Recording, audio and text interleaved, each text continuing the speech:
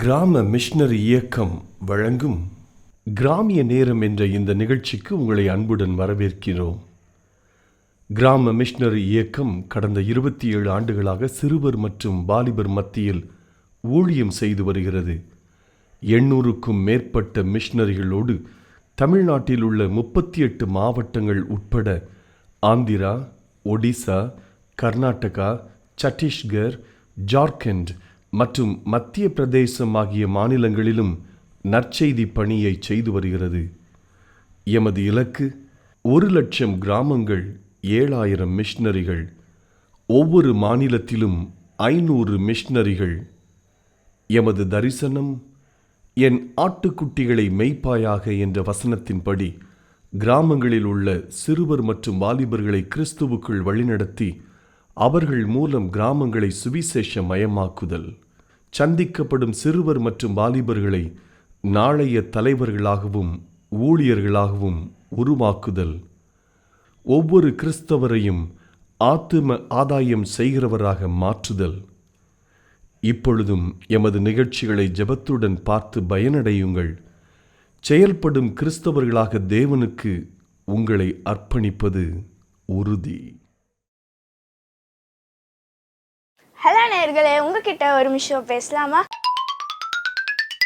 ஒரு பஸ்ஸு ஒரு மலை சரிவில் உள்ள ஒரு குட்டி ரோட்டில் போயிட்டு இருந்தது. அந்த பஸ்ஸில் போயிட்டு இருந்த எல்லாரும் ரொம்ப பயந்தாங்க. நம்ம கரெக்டாக போய் சேர்ந்துருவோமா, இந்த டிரைவர் நம்மளை கரெக்டாக கொண்டு போய் சேர்த்துருவாரா அப்படின்ட்டு ரொம்ப பயந்துட்டு இருக்கும்போது ஒரு குட்டி பையன் மட்டும் ஜாலியாக விளையாண்டுட்டு இருந்தான். அவன் எதை பற்றியும் கவலையப்படலை.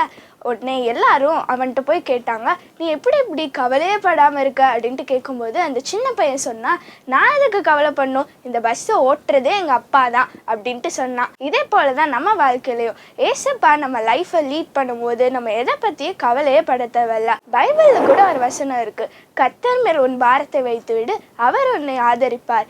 சங்கீதம் 55:22. உங்கள் பாரத்தை அவர் மேலே வச்சுட்டு நீங்கள் சந்தோஷமாக வாழ ரெடியா? ஹலோ நேயர்களே, உங்ககிட்ட ஒரு நிமிஷம் பேசலாமா? நம்மகிட்ட கொசு பெருசா சிங்கம் பெருசான்னு கேட்டா நம்ம எல்லாரும் சிங்கம் தான் பெருசுன்னு சொல்லுவோம். ஆனா இந்த உலகத்துல சிங்கம் கடிச்சு இறக்குறவங்களோட கொசு கடிச்சு இறக்குறவங்க தான் அதிகம்.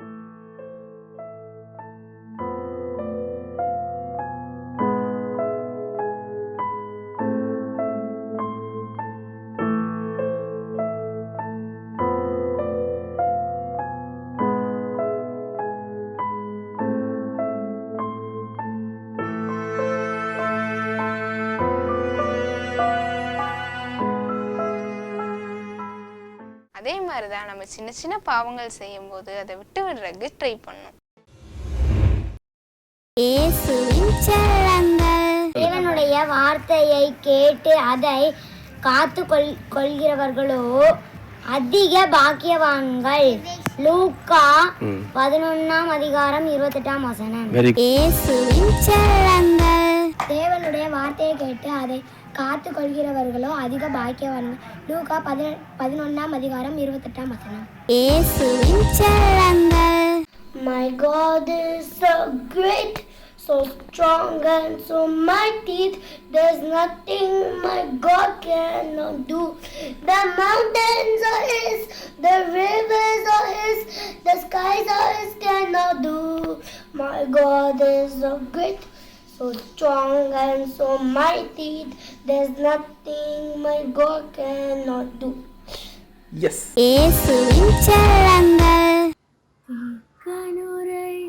தீர்க்கவே ஆகம நிறைவேற்றவே இஸ்ரவேலின் பாடலே பூர்வகால தேடலே இந்த முகவரி சேர்ந்தது ஒரு ஜாதி என்னை மீட்டதே மீட்பின் ராகம் என்னுள் இசைக்க காரண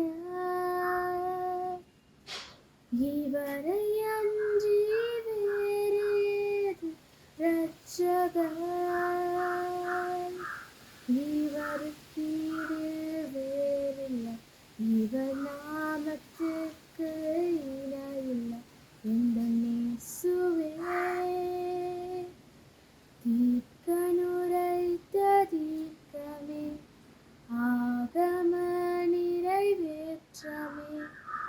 இஸ்ரவேலின் பாடலே பூர்வ கால தேடலே.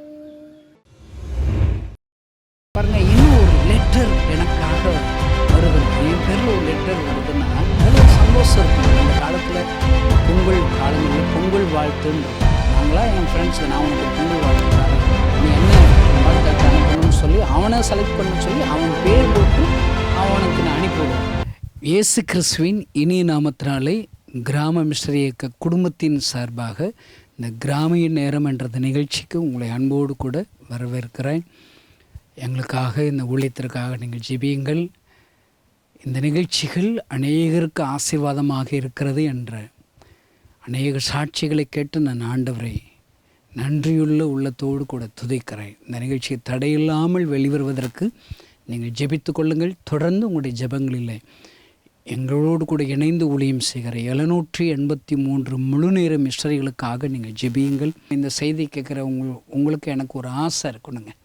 எப்படியாவது நான் உயிரோடு இருக்கும்போதே ஒரு எழுப்புதலை என் இந்திய தேசத்தில் பார்க்கணும், கிராமங்களில் பார்க்கணும் அப்படின்னு சொல்லி ஒரு மனசில் விரும்பி அதற்காக ஜெபிக்கணும், செயல்படுறேங்க. கர்த்தர் நம்மளை ஆசீர்வதிப்பார். எப்பொழுதும் ஆண்டவருடைய சமூகத்தில் உங்களுக்காக நான் ஜெபித்த போது ஆண்டவர் ஒரு வார்த்தையை என்னோடு கூட இடைப்பட்டார். பாருங்கள், நான் வேத புஸ்தகத்திலே நான் வாசித்து கொண்டு இருந்தபோது நெகேமியா 2ஆம் அதிகாரத்தை நான் வாசித்த போது அதிலே ஒரு வார்த்தை என் மனதை தொட்டது.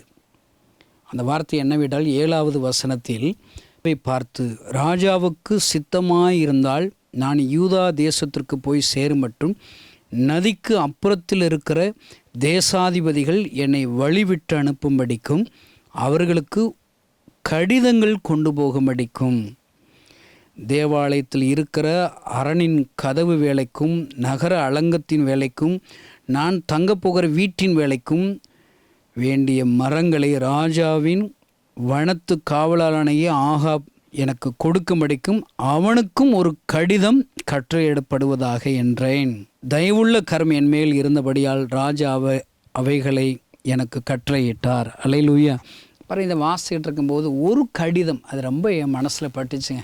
அதை குறித்து யோசித்து பார்த்தேன். நம்ம அந்த காலத்தில்ங்க செல்ஃபோனு அதெல்லாம் கிடையாது இல்லைங்க, ஃபோனே கிடையாது.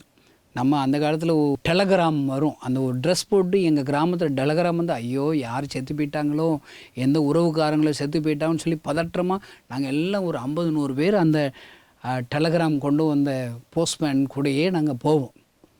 பாருங்கள், இன்னும் ஒரு லெட்டர் எனக்காக வருதுன்னா, என் பேரில் ஒரு லெட்டர் வருதுன்னா அதில் ஒரு சந்தோஷம் இருக்குங்க. அந்த காலத்தில் இந்த பொங்கல் காலங்களில் பொங்கல் வாழ்த்துன்னு இருக்கும். நாங்களாம் என் ஃப்ரெண்ட்ஸுக்கு நான் உனக்கு ஒரு பொங்கல் வாழ்த்து தரேன், உனக்கு என்ன வாழ்த்து அட்டை அனுப்பணும்னு சொல்லி அவனை செலக்ட் பண்ண சொல்லி அவன் பேர் போட்டு அவனுக்கு நான் அனுப்பி விடுவேன். என் பேர் போட்டு யாராவது என் ஃப்ரெண்ட்ஸுகள் எனக்கு அனுப்பி விட்டால் அதில் ஒரு பெரிய ஒரு மகிழ்ச்சிங்க. என் பேரில் ஒரு லெட்டர் வந்துச்சுனாலே அது ஒரு பெரிய மகிழ்ச்சி தான். பாருங்கள், நான் நிறைய பேருக்கு லெட்டர் எழுதுவேன். அதில் எப்படி எழுதுவோம் பாருங்க, அந்த வார்த்தைகளை இப்போ நினச்சாலே சந்தோஷமாக, அன்பும் பண்பும் பாசமும் நிறைந்த என்னுடைய அம்மாவிற்கு, என்னுடைய அண்ணனுக்கு, அப்படி எழுதுவோம் பாருங்க. இப்படியெல்லாம் இன்னைக்கு கிடையாதுங்க.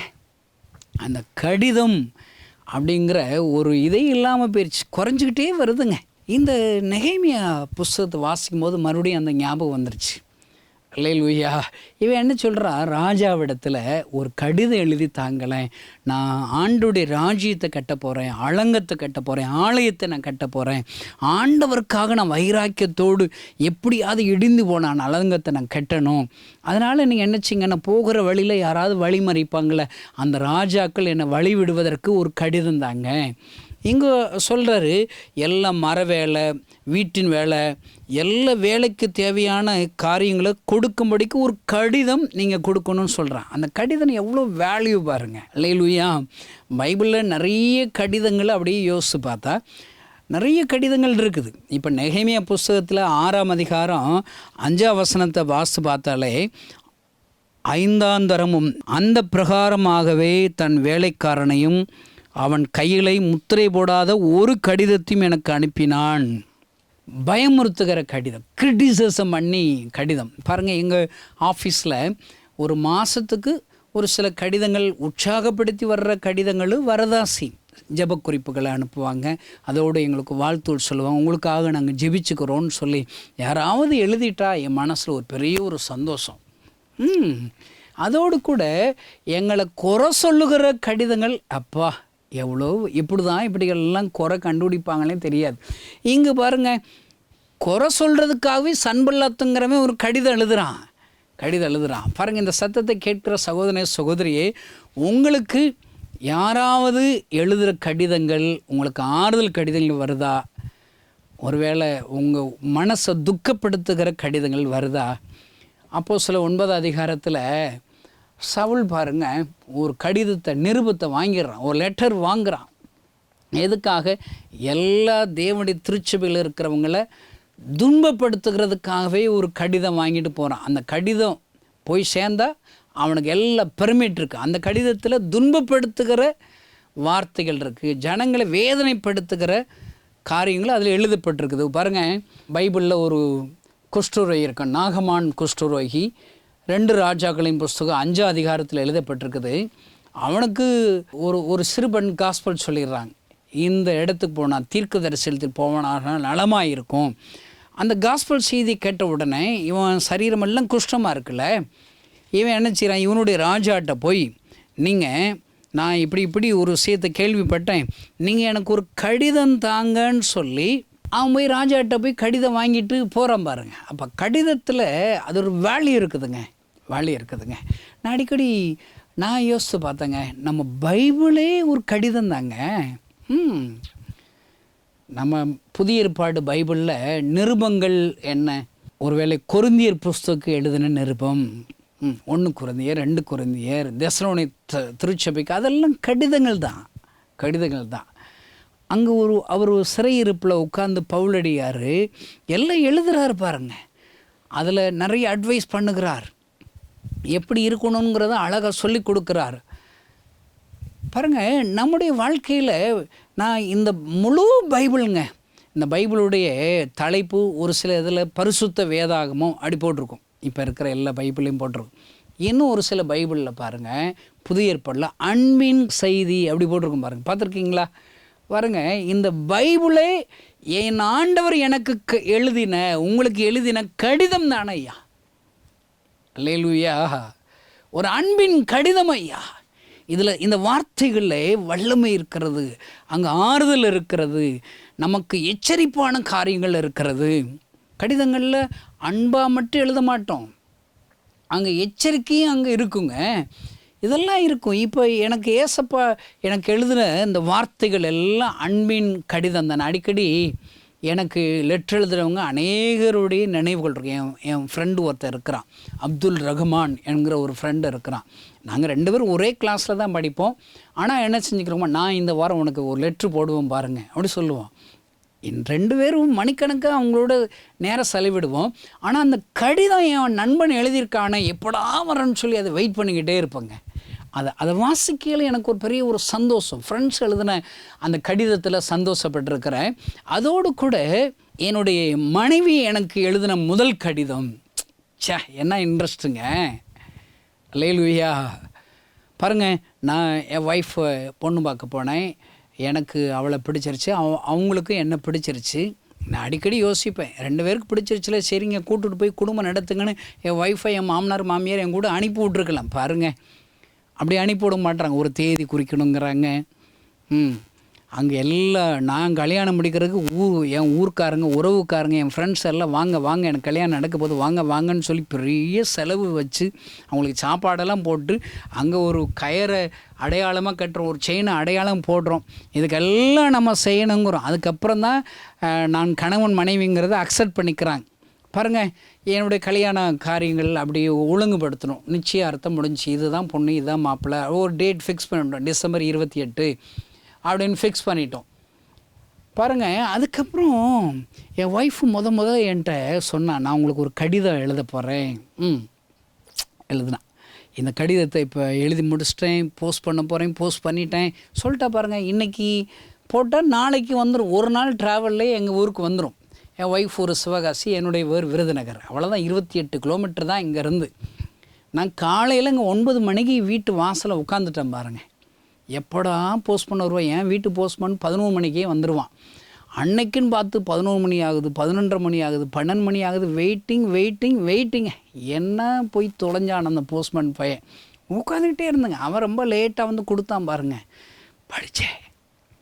ஒரு முறையாங்க, 2 முறை 3 முறை படிச்சுக்கிட்டே இருந்தேங்க. மனனமாக படிச்சுக்கிட்டே இருந்தேங்க. நான் அடிக்கடி யோசிக்கிறேன், என் ஒய்ஃபு என் மேலே எனக்காக எழுதின முதல் கடிதம் என் பாக்கெட்லேயே வச்சுருப்பேன். திடீர்னு தூக்கத்தில் எந்திரிப்பேன், சட்டப்பையிலேருந்து இப்படி எடுத்து வாசிப்பேன். அவ்வளவு அன்பு. அதில் எழுதின வார்த்தைகள் கொஞ்சம் நான் மனப்பாடமாக கூட இப்போ சொல்லிடுவேன். இன்ன வரைக்கும் அந்த லெட்டர் வச்சுருக்கேன்னா பாருங்களேன். அருமையான தேவனுடைய பிள்ளைகளே, ஆனால் இயேசு கிறிஸ்து 2000 ஆண்டுகளுக்கு முன்பாக எனக்காக எல்லா இரத்தத்தையும் சிந்தி எனக்காக ஒரு அநேக ஆண்டுகளாக ஒரு கடிதத்தை எழுதி வைத்திருக்கிறார். அருமையான இந்த சத்தத்தை கேட்கிற சகோதரன் சோரியை, உனக்கும் எனக்கும் எழுதப்பட்ட கடிதம்தான் இந்த வேதாகமம். இதில் இருக்கிற ஒவ்வொரு வார்த்தையிலும் அவர் உன்னை நேசிக்கிற அன்பு மறைந்திருக்கிறது. உனக்கு உன்னுடைய வாழ்க்கையில் என்னெல்லாம் என் ஆண்டவரால் செய்ய முடியும், என்ன அற்புதங்கள் உனக்கு தேவையோ அந்த அற்புதத்தை இந்த இயேசுவால் செய்ய முடியும், என்னால் செய்ய முடியும் என்பதை அவர் உனக்கும் எனக்கும் எழுதி கொடுத்திருக்கிறாரே. எத்தனை அன்பையா. இந்த கடிதத்தை என் மார்போடு அணைத்து கொள்ள வேண்டிய கடிதம் ஐயா. இந்த வேதாகம என் ஆண்டவர் எழுதின கடிதம், ஒவ்வொரு நாளும் முத்தமிடுகிற அந்த கடிதம் ஐயா. அதில் உள்ள எழுத்துக்களில் அத்தனை வல்லமை இருக்கிறது. அடிக்கடி நீதிமொழிகள் 4:20, 21, 22 வசனத்தை நான் நினைவு கூறுவேன். என் மகனே, என் வார்த்தைகளை கவனி, செவிசாய், கண்களை விட்டு நீங்காதிருப்பதாக, இருதயத்தை காத்துக்கொள். அதற்கடுத்து என்ன எழுதப்பட்டிருக்கு? அவைகள் உனக்கு ஜீவனும் உடலுக்கெல்லாம் ஆரோக்கியம் என்று எழுதப்பட்டிருக்கிறது. அருமையான தேவனுடைய பிள்ளைகளே, இன்றைக்கு உங்களுக்கும் எனக்கும் என் ஆண்டவர் எழுதி கொடுத்த அந்த கடிதத்தில், அந்த வார்த்தைகளிலே வல்லமை இருக்கிறது, ஆரோக்கியம் இருக்கிறது, ஜீவன் இருக்கிறது ஐயா. ஜீவன் இருக்கிறது. எந்த ஒரு மனிதனுங்க இந்த வேதாகமத்தில் இருக்கிற ஒரு பேப்பர் போதுங்க, ஒரு பக்கம் போதுங்க, அந்த பக்கத்தை நீ வாசித்தா போதுங்க, அதை அப்படி நம்பினா போதும், அதை விசுவாசித்தா போதும். இப்போ திடீர்னு நீ பைபிளில் இருக்கிற ஒரு பக்கத்தை திருப்புறீங்க, சங்கீதம் 23ஆம் சங்கீதம் வந்துருச்சு, போதுங்க. அதில் என்ன எழுதப்படு? கர்த்தர் என் மெய்ப்பராக இருக்கிறார், நான் தாழ்ச்சி அடையேன். அல்லேலூயா. அவர் என்னை புல்லுள்ள இடங்களில் மேய்த்து அமர்ந்த தண்ணீரண்டியில் கொண்டு போய் விடுகிறார். இந்த செய்தியை கேட்கிற சகோதரே, உனக்காக என் ஆண்டவர் எழுதி வைத்திருக்கிற அன்பின் கடிதத்தில் சொல்லப்பட்டிருக்கிற வார்த்தை என்ன? என் ஆண்டவர் உன் மெய்ப்பராக இருப்பாரானால் நீ ஒரு நாளும் தாழ்ச்சி அடைய மாட்டாய். அவர் அவருடைய சித்தத்தின்படி உன்னை கொண்டு போய் விடுவார். அல்லேலூயா. எத்தனை அன்புள்ள வார்த்தைங்க. இன்னும் பைபிளில் ஒரு பக்கத்தை திருப்புங்க, அதில் பர்த்திமேயு குருடன் சுகமாகிட்டான். இந்த கடிதத்தில் ஆண்டு எழுதி வச்சிருக்கிறாருங்க. அதனால் லேசுப்பட்ட சம்பவமாங்க. பிறவி குருடன், பிச்சை எடுத்துக்கிறவன், தன் வாழ்க்கை உள்ளம் பிறரை உதவி எதிர்பார்த்து வாழ்கிற பர்த்திமேயு, அப்படிப்பட்ட பர்த்திமேயு இயேசுவை நோக்கி கூப்பிடுகிறான். அநேகர் அதட்டுகிறார்கள். இன்னும் சத்தத்தோடு உயர்த்தி கூப்பிடுகிறான். என் ஆண்டவர் அவனை அழைக்கிறார், விசாரிக்கிறார். நான் உனக்கு என்ன செய்ய வேண்டும் என்று சொல்லுகிறார். நான் பார்வையடைய வேண்டும் என்று சொன்ன மாத்திரத்தில் அவன் கண்களை திறக்கிறார். அவன் விசுவாசத்தின்படி கேட்டுக்கொண்டபடியே அவன் வாழ்க்கையில் ஒரு அற்புதத்தை செய்கிறார் ஐயா. அல்லேலூயா. நான் சொல்கிறேங்க, இந்த பைபிளில் இருக்கிற ஒரு பக்கம் போது, ஒரு வார்த்தை போதுமா ஐயா. என் ஆண்டவர் எத்தனையோ ஆண்டுகளுக்கு முன்பாக எனக்காக ஒரு வேதாகமத்தில் ஒரு கடிதத்தை எழுதி வைத்திருக்கிறார். இது அன்பின் கடிதம், என்னை ஆறுதல் படுத்துகிற கடிதம், என்னை எச்சரிக்கிற ஒரு கடிதம், என் கால்களுக்கு வெளிச்சத்தை கொடுக்கிற கடிதம், எனக்கு அறிவை கொடுக்கிற கடிதம் ஐயா. அல்லேலூயா. அடிக்கடி இந்த வேதாகமத்தில் உள்ள நினைவு கூறும் போதெல்லாம், ஒருவேளை பைபிளை முத திறந்தங்க, முழு நேர ஊழியத்துக்கு வந்து 1.5 வருஷம் கழிச்சு தாங்க எனக்கு முழு வேதாகமம் கிடைச்சிது. 1.5 வருஷமாக எனக்கு முழு பைபிள் கிடைக்கல. எந்த கடையில் விற்கும், யார்கிட்ட போய் இந்த பைபிளை வாங்கணும் தெரியாதுங்க. எனக்கு தெரிஞ்சதெல்லாம் 2 சத்தியம் தாங்க. ஏசப்பா என் கண்ணீரை துடைச்சார், நான் சாக கிடந்தேன், மரண நாளை எண்ணிக்கொண்டு இருந்தேன், இயேசுவை நோக்கி கூப்பிட்டு இயேசு எனக்கு உயிர் கொடுத்தார், இயேசு என் கண்ணீரை துடைத்தார். ஒரு சத்தியம். இன்னொன்று என்ன, நான் என் கண்ணீரை தொடச்சி ஏசப்பாவை நான் மறுதளிச்சிட்டேன், சந்தேகப்பட்டுட்டேன். அவர் தான் எனக்கு உயிர் கொடுத்தார், அவர் தான் என் இருதயத்தில் இருக்கிற வியாதியை சுகப்படுத்தினார் என்பதற்கு என்ன நிச்சயம் என்று மறுதளித்து விட்டேன். ஆனால் அந்த இயேசு கிறிஸ்து என்னை தேடி வந்தார், என் கிராமத்திற்கு தேடி வந்தார். ஒரு பாழடைந்த கட்டடத்தில் தூங்குகிற பழக்கம், அந்த அறையில் என் கண்கள் முன்பாக முகமுகமாக காட்சி கொடுத்தார். அவர் அழுது கொண்டே இருந்தார். உலகத்தில் உள்ள எல்லா ஜனங்களுக்கு அவர் அழுதார். என்னை அறியாதபடி என் ஜனங்கள் எங்கோ போய் கொண்டிருக்கிறார்களே அவர் என்று அழுது கொண்டே இருந்தார். ஐயா, என் கண்ணீரை துடைத்து இயேசு கண்ணீர் வடிக்கிறாரா? நான் அவருடைய கண்ணீரை துடைக்கட்டும். அவருக்கு என்ன பிரச்சனை? என் ஜனங்கள், என்னால் படைக்கப்பட்ட ஜனங்கள் என்ன அறியலை, என் பேர் கூட தெரியலேன்னு சொல்லி அழுது கொண்டே இருக்கிறார். ஒரு பாவி மனம் திரும்பினா பரலோகத்தில் சந்தோஷம். அப்போ ஏசப்பா அழுது கொண்டே இருக்கிறாரா? அவர் கண்ணீரை துடைக்கணும்னு சொன்னால் நான் அவரை குறித்து அறிவிக்கணும். இயேசுவை யாராவது ஏற்றுக்கொண்டு அவரை சந்தோஷப்படுவார். அவர் கண்ணீரை துடைக்கணும், நான் செயல்படணும்னு சொல்லி ஊழித்து கிளம்பிட்டாங்க. அல்லேலூயா.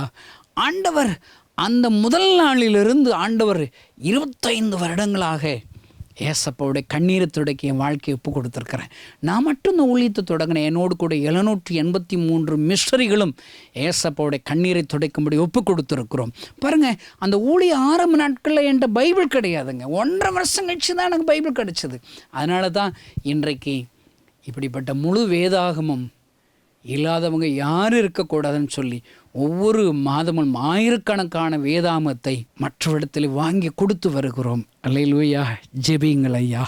அருமையான தேவனுடைய பிள்ளைகளே, இது ஒரு அன்பின் கடிதம் ஐயா. இதில் வல்லமை இருக்கிறது, அபிஷேகம் இருக்கிறது. அல்லேலூயா. ஆரோக்கியம் ஜீவனம் இருக்கிறது ஐயா. இந்த சத்தத்தை கேட்கிற சகோதரனே, சோரி, நீ எந்த துக்கத்தோடு இந்த வார்த்தைகளை கேட்கிறீர்களா? ஒன்றும் இல்லைங்க, ஏசப்பா எழுதின அன்பின் கடிதத்தை எடுத்து வாசிங்கங்க. ஐயோ, எனக்கு ஒன்றுமே இல்லை நினைக்கிற சொத்து பத்திரமே இங்கே இருக்குதுங்க. இந்த பைபிளில் அவ்வளோ சொத்துக்கள் இருக்குது, கோடிகள் உனக்கு இருக்கிறது, கோடிகள் இருக்கிறது. உன்னை விட்டு யாரும் திருட முடியாத சொத்துக்கள் இந்த வேதாகமத்தில் இருக்குதுங்க. அல்லேலூயா. அருமையான தேவனுடைய பிள்ளைகளே, என் ஆண்டவர் எனக்கு எழுதின கடிதம் ஐயா.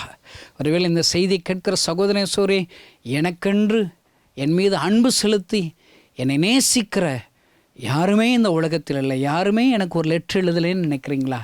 ஏசப்பா எத்தனையோ வருடத்திற்கு முன்பாக எவ்வளோ பக்கம் எழுதி வச்சிருக்கிறார்.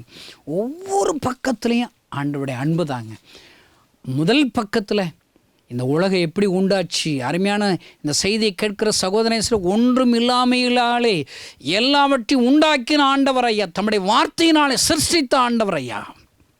ஆதியிலே வானத்தையும் பூமியும் என் ஆண்டவர் சிருஷ்டித்தார். அல்லேலூயா. இவ்வளோ பெரிய வானத்தையும் பூமியும் என் ஆண்டவர் சிருஷ்டித்தார் ஐயா. உருவாக்குகிறவர் என் வாழ்க்கையிலே சந்தோஷத்தை உண்டாக்க மாட்டாரா? அருமையான சத்தத்தை கேட்கிற சகோதரனே, ஒன்றுமில்லாத உன்னுடைய வாழ்க்கையில் எல்லாவற்றையும் உண்டாக்குகிறவர், புதிதாக எல்லாவற்றையும் உண்டாக்க முடியும் ஐயா. அந்த ஆண்டவர் தான் இன்றைக்கு உன்னோடு கூட பேசி கொண்டிருக்கிற ஒரு கடிதம். அல்லேலூயா. நான் இப்படி கற்பனை பண்ணி பார்த்தேங்க, யாருக்காவது கடிதம் எழுதுன்னு நினச்சா நான் என்ன தெரியுமா செய்வேன்? எனக்கு நானே எழுதிக்கிறவங்க. அன்புள்ள டேவிட் கணேசன் ஆகி உனக்கு எழுதி கொள்வது, நீ அடிக்கடி காலையில் எந்திரிச்சு ஜெபம் பண்ண மாட்ற, பைபிள் வாசிக்க மாட்ற, ஆதி அன்பு உனக்கு இல்லை. என் ரகசியம் யாருக்கு தெரியாது இல்லைங்க. அதனால் நான் என்ன தெரியுமா செய்வேன்? எனக்கே ஒரு லெட்டர் எழுதிக்கிறவங்க. என் டைரியில் பார்த்தா என்னை கண்டித்து நானே உணர்த்துவேன். எத்தனை ஏசப்பா உனக்கு அற்புதம் செஞ்சுருக்கிறாரு, நீ அவரை நன்றி இல்லாதவனாக இருக்கையே. இப்போ நான் ஒரு ஊழியத்தில் பொறுப்பாக தலைவனாக இருக்கிறேங்க. என் குறைவுகள் யாருக்குங்க தெரியும்? நான் எழுதுகிறேன், அதை எடுத்து வாசிக்கிறேன், கண்டித்து உணர்த்து வாசிக்கிறேன். நான் என்ன, டேய் நீ உருப்பட மாட்டாடா டேவிட் கணேசா, ஒழுங்கு ஆண்டவருக்கு உறவ நீ செயல்படாத, ஆண்டவர் உனக்கு நரகம் கொடுப்பார் என்ன நானே எச்சரிச்சுக்கிறேன். அதை நான் வாசிக்கிறேங்க. அல்லேலூயா. அருமையான தேவனுடைய பிள்ளைகளே, ஏசப்பா எழுதின அந்த கடிதம் நம் கைகளில் இருக்கிறதே. கைகளில் இருக்கிறதே. அதில் வல்லமை நிறைந்திருக்கிறது, அபிஷேகம் நிறைந்திருக்கு, கிருபைகள் நிறைந்திருக்கு, உனக்கு ஆறுதல் இருக்கிறது, ஆரோக்கியம் இருக்கிறது, ஜீவன் இருக்கிறது. நான் அடிக்கடி என் ஊழியத்தில் நடந்த ஒரு சாட்சியை சொல்வது உண்டு. ஒரு கிராமத்தில் விபிஎஸ் எடுக்க போனேங்க. ஒரு பாட்டு, ஒரு கதை, ஒரு மனப்பாட வசனம் சொல்லி கொடுக்கணும். இது 5 நாள் நடத்தின விபிஎஸ்ங்க. ஒரு கிராமத்தில் 110 பிள்ளைகள் வந்திருந்தாங்க. விபிஎஸ் சொல்லி கொடுத்தேன், ஒரு பாட்டு சொல்லி கொடுத்துட்டேன், ஒரு மனப்பாட வசனம் சொல்லி கொடுத்துட்டு ஒரு கதை சொல்ல ஸ்டார்ட் பண்ணிட்டேன்.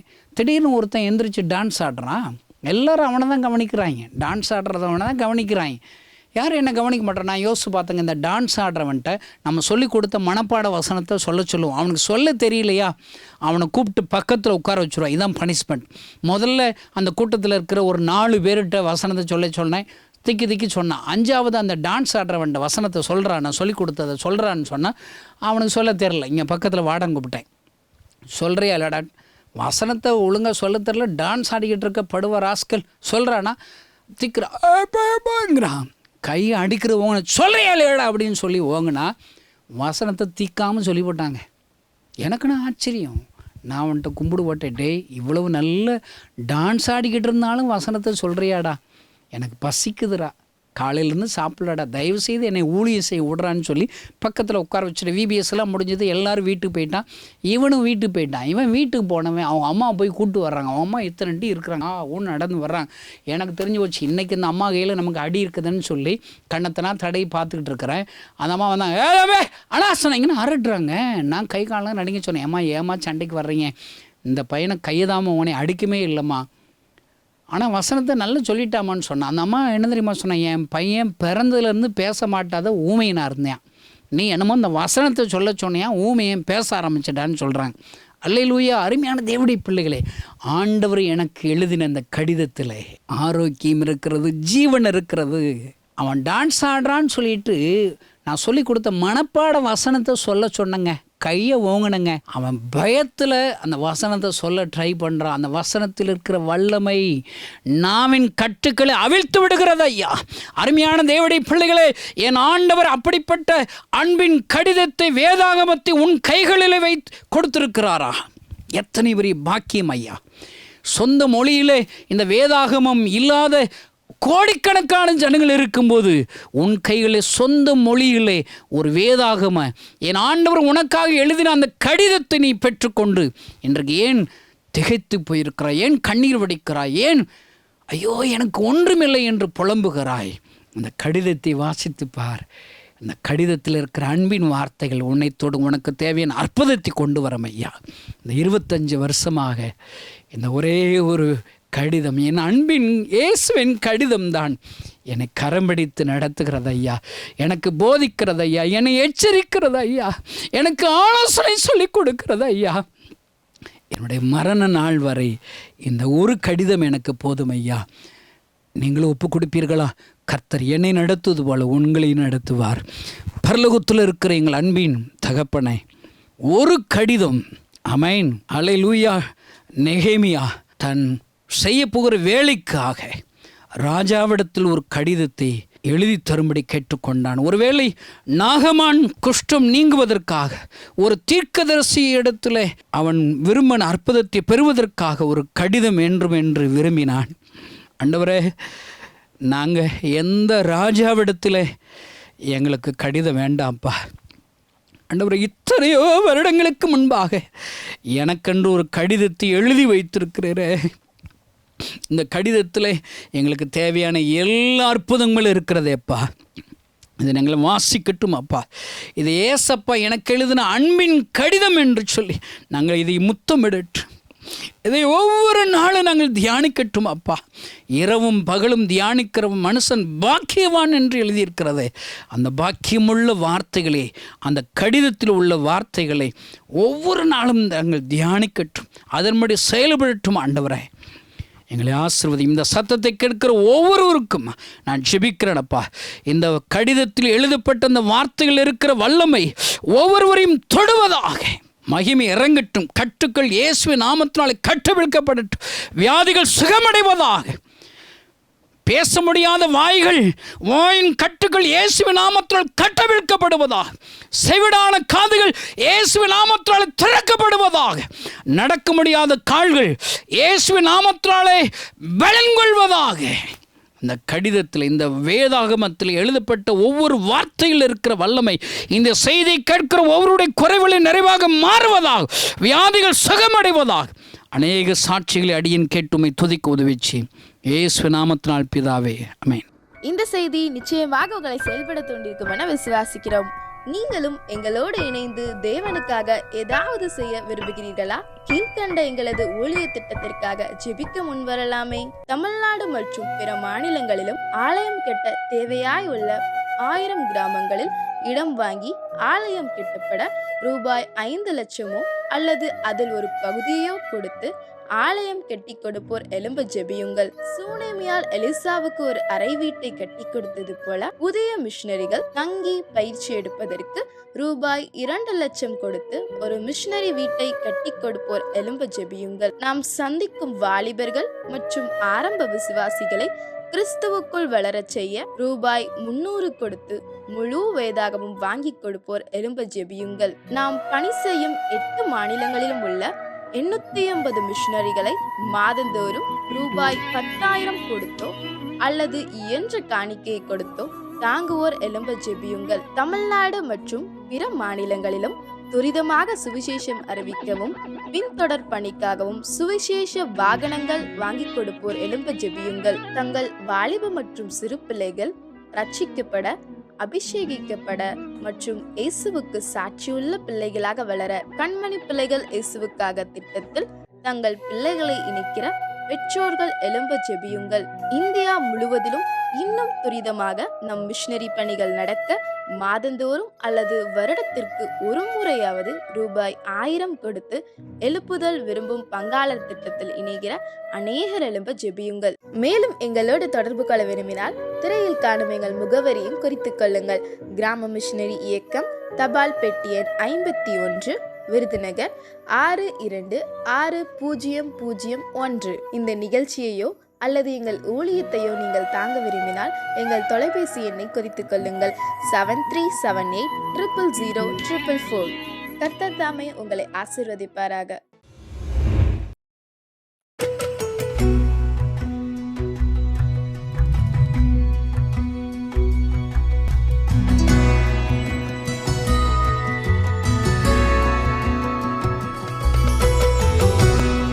என்னுடைய பேர் குணசீலன்.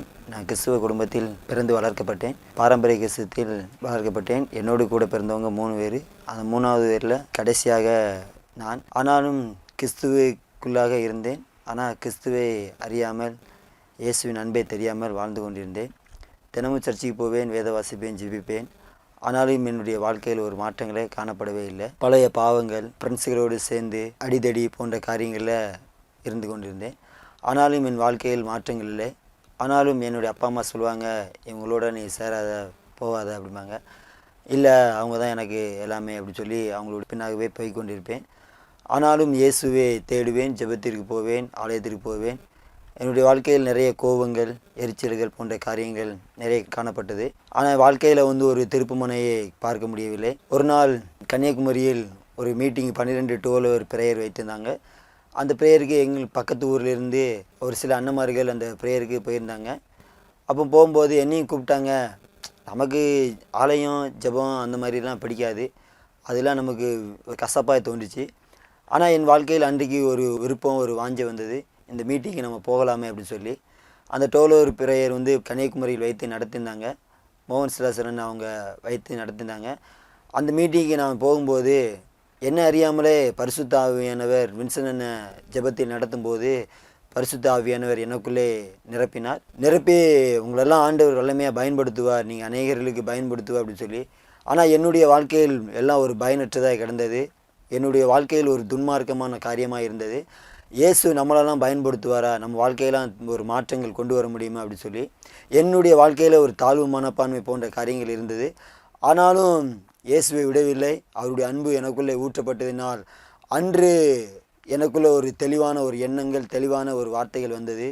இன்னும் இயேசுவுக்காக ஏதாவது செய்யணும் அப்படி சொல்லி நாங்கள் தீர்மானம் பண்ணினேன். தீர்மானம் பண்ணிவிட்டு கடந்து நான் வந்துவிட்டேன்.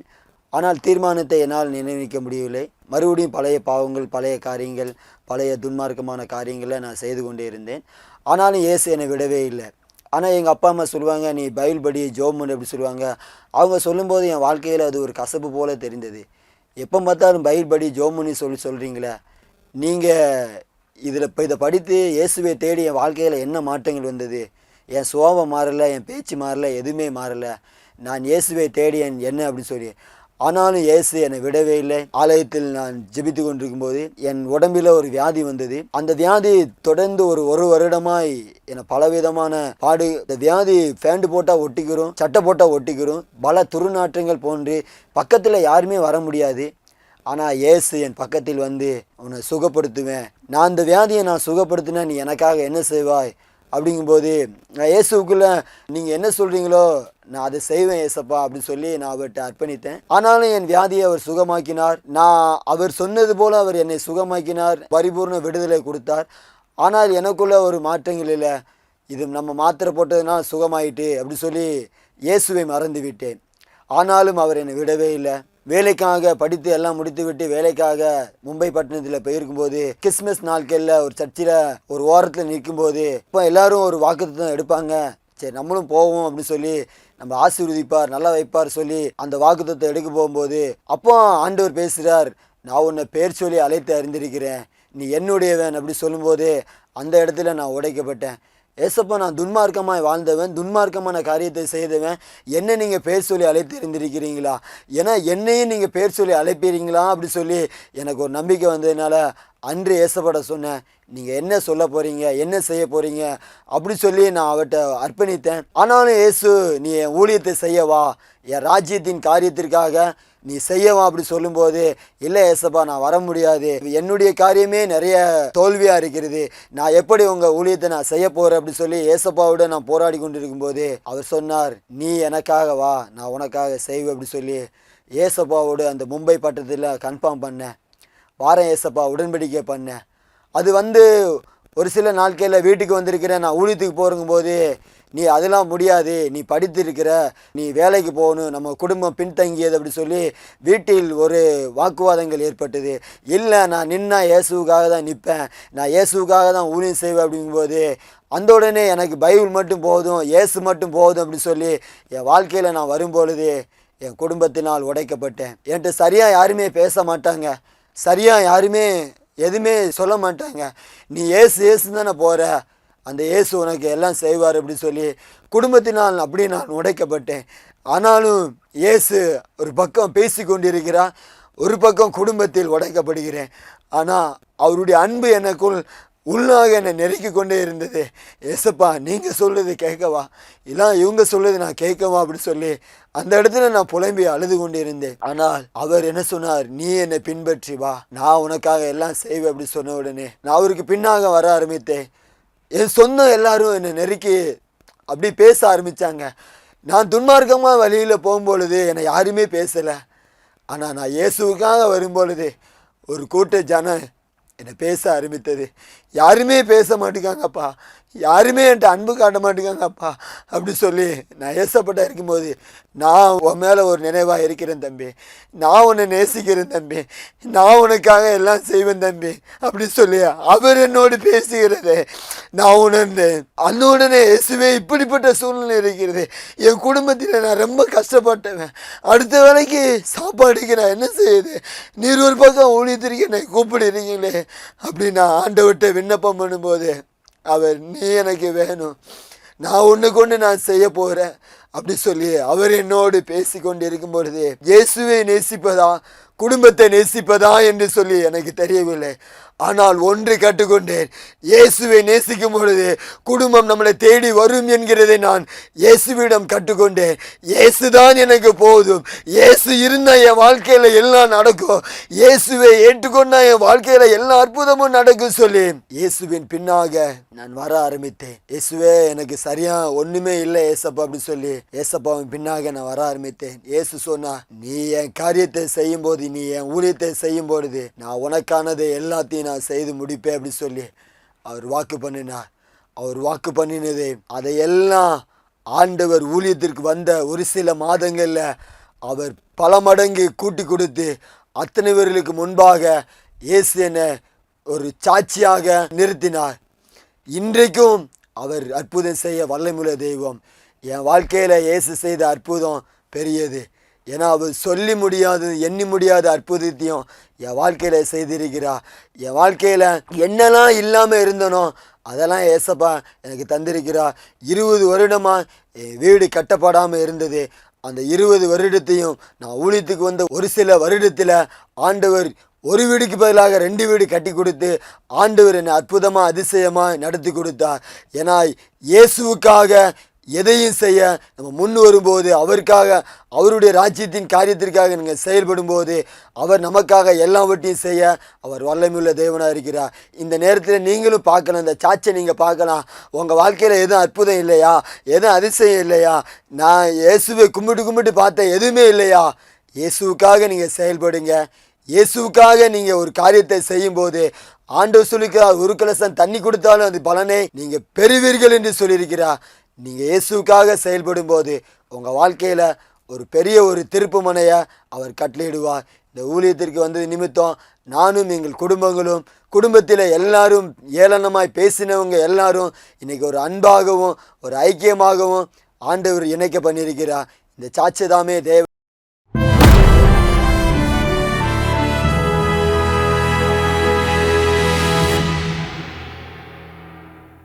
இன்னைக்கும் காட் இஸ் வெரி பிராக்டிக்கல்.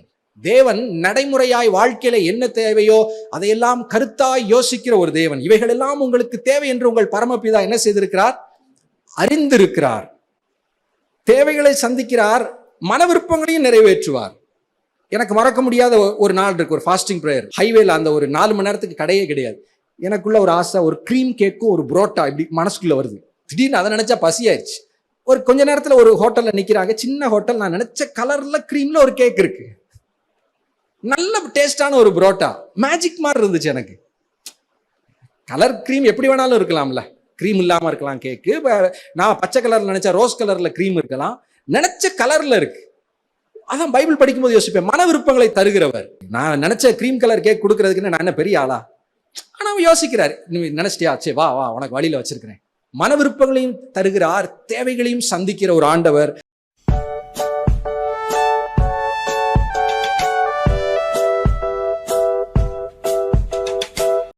ஏசப்பா இப்படிலாம் நம்மளை பாதுகாக்கிறாங்க அப்படின்றத பற்றி இந்த பாட்டு சொல்லுது. ஃபஸ்ட்டு பாட்டை கேட்கலாமா? கத்த நல்லவர் இக்கட்டு நாளிலே அரணான கோட்டையாவரே, தம்மை நம்பிடும் அனைவரையுமே என் தேவன் அறிந்திருக்கிறார். கத்த நல்லவர் இக்கட்டு நாளிலே அரணான கோட்டையாவரே, தம்மை நம்பிடும் அனைவரையுமே என் தேவன் அறிந்திருக்கிறார். இவ்வளோதான் குட்டீஸ் பாட்டே. ஈஸியாக இருக்கா பாட்டு? சரி, இந்த பாட்டுக்குரிய ஆக்ஷன் பார்க்கலாமா?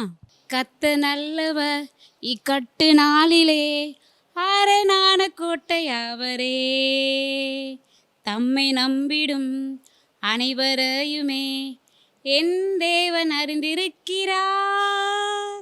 கத்த நல்லவர் இக்கட்டு நாளிலே அரணான கோட்டையாவரே, தம்மை நம்பிடும் அனைவரையுமே என் தேவன் அறிந்திருக்கிறார். ஓகே குட்டீஸ், நீங்களும் இந்த பாட்டை பாடி ஏசப்பா ஞாபகத்தை மகிமைப்படுத்துங்க. தேங்க்யூ.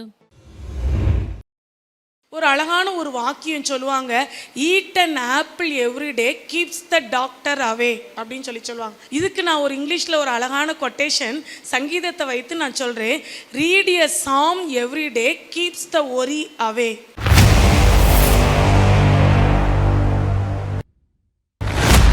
நம்ம அனைவரும் சூரியகாந்தி பூவை பார்த்துருப்போம். கொஞ்சம் வருடங்களுக்கு முன்பாக கூட நம்ம புல்லலக்கோட்டையிலேருந்து நம்ம வெளியேறி பஸ் ஏறுற இடத்துல கூட அந்த ஒரு பெரிய ஒரு இடம் இருக்குது. அந்த இடம் ஃபுல்லாக நல்லா அழகாக சூரியகாந்தி பூவை அவங்க வந்து விதைச்சி நல்லா அழகாக பூவாக பூத்திருந்ததை பார்க்கும்போதுல எல்லாருடைய கண்களையும் அது கவருகிற ஒரு காட்சியாக இருந்தது. அந்த சூரியகாந்தி பூ வந்து எதை நோக்கி பார்க்கும் அப்படின்னு சொல்லி நம்ம அனைவருக்கும் தெரியும். சூரியனை நோக்கி தான் அந்த பூ வந்து எப்பயுமே பார்த்துக்கிட்டே இருக்கும்.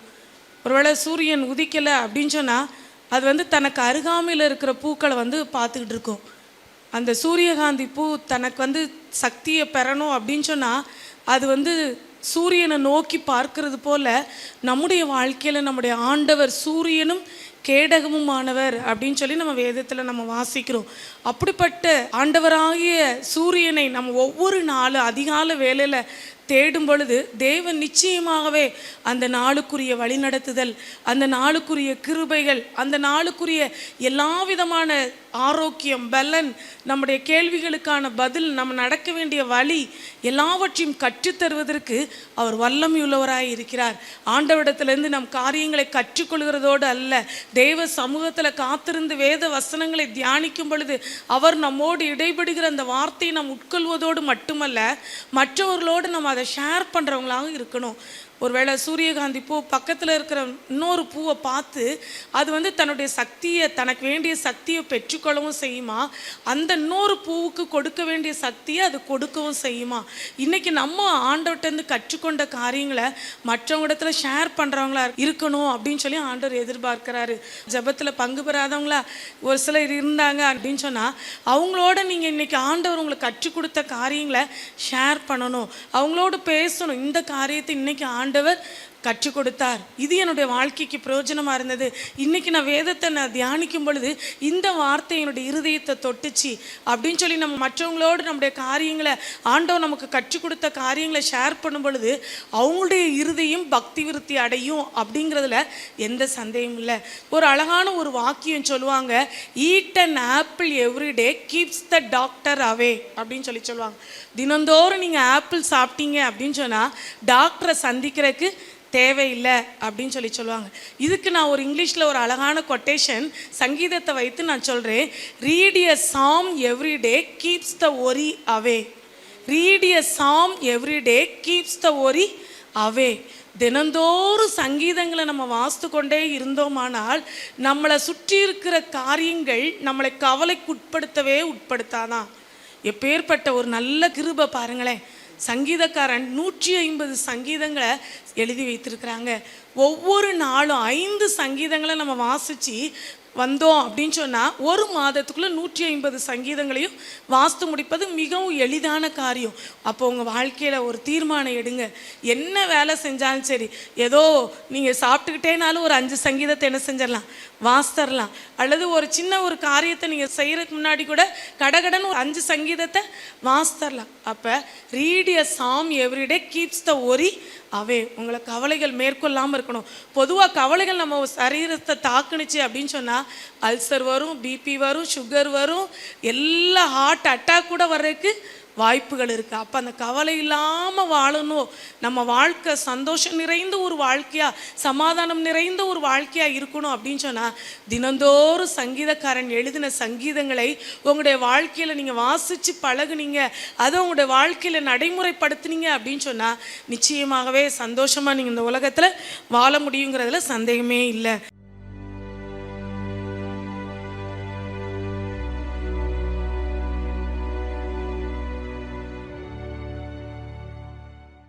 வடமாநில மிஷினரிகளுக்காக தினந்தோறும் நாம் ஜெபிப்போம். அது நம்முடைய கடமை. 1999ஆம் ஆண்டு ஆஸ்திரேலியாவை சேர்ந்த ஒரு மிஷினரி கிரஹாம் ஸ்டெயின்ஸ், எத்தனை பேருக்கு தெரியும் நம்மள இல்லையா?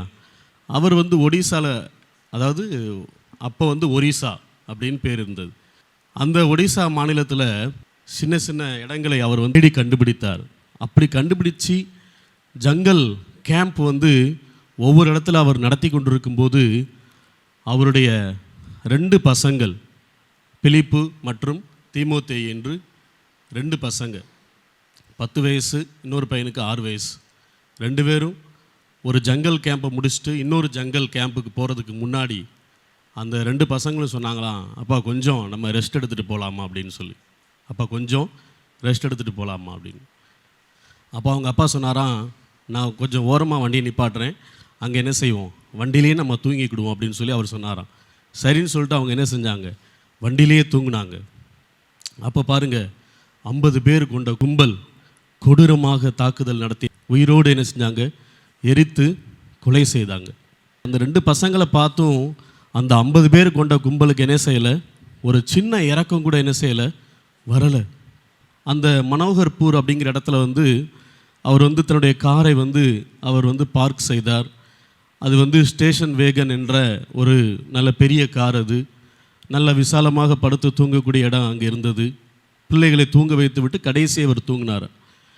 அப்போ 50 பேரை கொண்ட குழு கட்டை, கோடாரி, இன்னும் அங்கே இருந்த சில வித்தியாசமான கருவிகள்லாம் கொண்டு வந்து அவங்க காரை உடைக்க ஆரம்பித்து அவங்க அதிலிருந்து வெளியில் வராதபடிக்கு அடித்தாங்களாம்.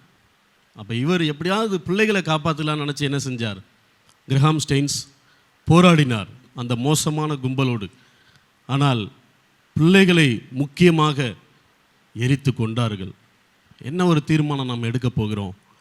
அவருடைய பயோகிராஃபி நீங்கள் வாசித்து பார்த்தீங்கன்னா கூகுள்லேயோ அல்லது மற்ற பிற காரியங்கள்லையோ அவருடைய பிறப்பிடம் அப்படின்னு போட்டு ஆஸ்திரேலியா போட்டிருக்கும், அவருடைய இறப்பிடம்னு போட்டு என்ன செய்திருக்கும், ஒரு சின்ன கிராமம் கியோஞ்சர் ஒரிசா மாநிலம் அப்படின்னு சொல்லி அதில் மென்ஷன் பண்ணியிருக்கும். ஒரு வரலாறு அவருக்காக எழுதப்பட்டது. வரலாறை எழுத ஆரம்பித்தார்கள். ஏன் சொல்கிறேன் அப்படின்னா, அந்த 2 பசங்களை வந்து ஊட்டியில் உள்ள ஒரு ஸ்கூலில் அவங்க வந்து படிச்சுக்கிட்டு இருந்தாங்க. அப்போ வந்து ஜஸ்ட்டு விடுமுறைக்காக அவங்க அப்பா கூட வந்தாங்க. அந்த விடுமுறை நாட்களில் நடத்தப்பட்ட அந்த ஜங்கல் கேம்பில் தான் அப்பா நம்ம போவோம் அப்படின்னு சொல்லி சொன்னாங்களாம். விடுமுறை நாட்களில் அவங்க எங்கே போகலை, ஆஸ்திரேலியாவுக்கு போகலை.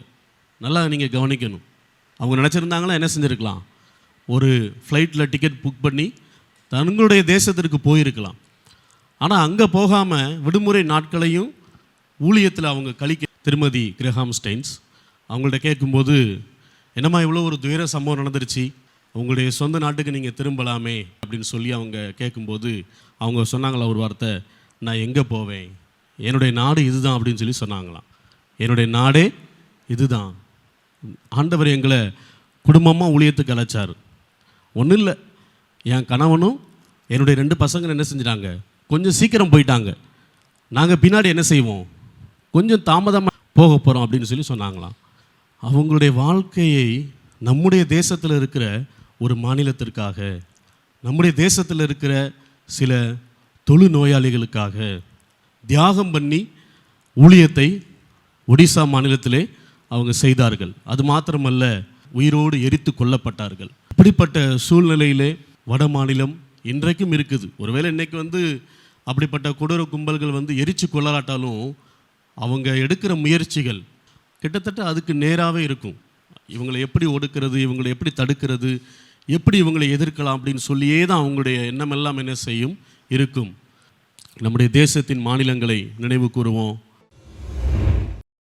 தெபோராளாகிய நான் தாயாக எழும்பும் அளவும் கிராமங்கள் பாழாய் போயின என்ற இந்த வசனத்தின்படி நாம் தமிழ்நாட்டில் உள்ள 313 தாலுகாக்களிலும் 2 தெபோராட்களை எழுப்பி அவர்கள் மூலம் சுற்றியுள்ள கிராமங்களுக்கு சுவிசேஷம் அறிவிக்க திட்டமிட்டு செயல்படுத்தி வருகிறோம். இத்திட்டத்தின்படி ஊழிய வாஞ்சையுள்ள திருமணமான 2 பெண்கள் தினமும் காலை நாம் வாடகைக்கு அமர்த்தியுள்ள ஒரு வீட்டிலே கூடி ஜெபித்து மத்தியானத்திற்கு மேல் கிராமங்களுக்கு சென்று தனித்தாள் ஆத்தும ஆதாயம், மருத்துவமனை ஊழியம், ஜெப குழுக்களை உருவாக்குதல், சிறுவர் ஊழியம் போன்ற ஊழியங்களை செய்வர்.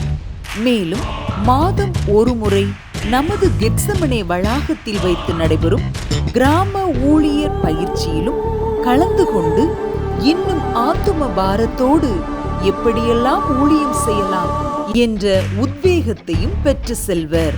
இதை கேட்டுக்கொண்டிருக்கும் அன்பு சகோதரிகளே, நீங்கள் வசிக்கும் தாலுகா கர்த்தருக்கு சொந்தமாக வேண்டும் என்ற ஆத்தும பாரம் உள்ளவர்களா நீங்கள்? இப்பொழுதே எங்களோடு தொடர்பு கொள்ளுங்கள். நீங்கள் தாயாக எழும்பினால் கிராமங்கள் பாதுகாக்கப்படும். உங்களை கொண்டும் தேவன் பெரிய காரியங்களை செய்வார்.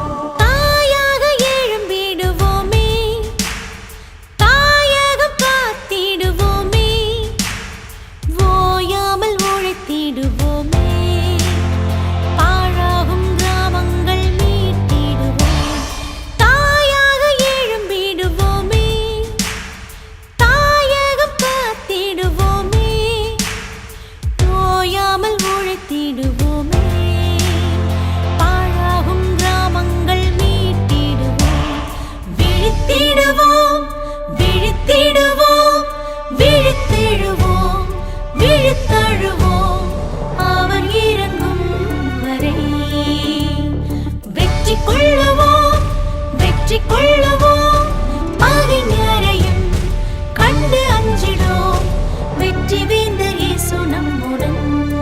தேவனுக்காய் ஏதாவது ஒரு ஊழியம் செய்ய வேண்டும் என்று விரும்புகிற உங்களுக்கு ஓர் நற்செய்தி.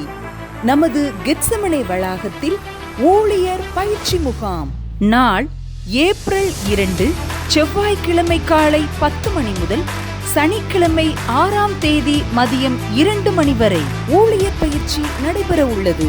இடம் கெத்செமனே வளாகம், விருதுநகர். தேவ செய்தியாளர் சகோதரர் கே. டேவிட் கணேசன் அவர்கள். நீங்கள் பகுதி நேரமாகவோ முழு நேரமாகவோ ஊழியம் செய்து கொண்டிருக்கலாம், அல்லது ஊழியம் செய்யும் வாஞ்சியோடு இருக்கலாம். தேவனுக்காய் செயல்பட வாஞ்சியோடு இருக்கும் யார் வேண்டுமானாலும் இந்த ஊழியர் பயிற்சியில் கலந்து கொள்ளலாம். மேலும் விவரங்களை அறிய 9944480250 வாருங்கள்.